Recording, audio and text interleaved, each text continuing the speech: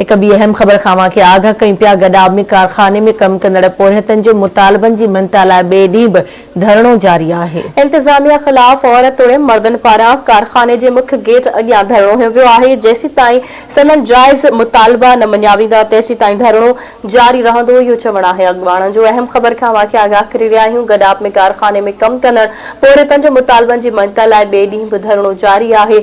इंतज़ामिया ख़िलाफ़ औरतुनि तोड़े मर्दनि पारां कारखाने जे मुख्य गेट अॻियां धरणो हंयो वियो आहे। अॻवाणनि जो चवणु आहे त वर्कर्स खे ठेकेदार निज़ाम तहत ॼाणाए खेनि ज़बरदस्ती नेकाली ॾिनी पई वञे। जेसीं ताईं सदन जाइज़ मुतालबा न मञिया वेंदा तेसीं ताईं धरणो जारी रहंदो। तफ़सील मालूम कंदासीं। गडाब मां आवाज़ जे रिपोर्टर मंज़ूर सोलंकी खां। जी मंज़ूर, इन हवाले सां अपडेट कजो। जी मंज़ूर।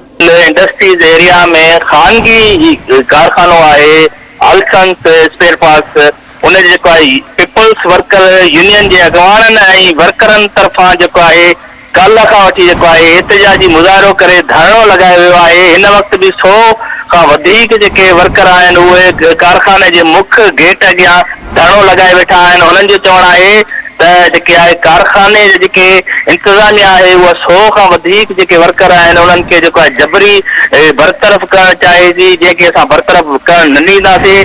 रमज़ानुल मुबारक जो महीनो आहे, मथां ईद आहे, जंहिं सबबु जेको आहे वर्करनि जी ग्रेजुएटी ऐं बोनस खाइण जे चकर में जेके आहिनि ऑफिसर्स जेके आहिनि 100 खां वधीक वर्करनि खे बरतरफ़ करणु चाहिनि था।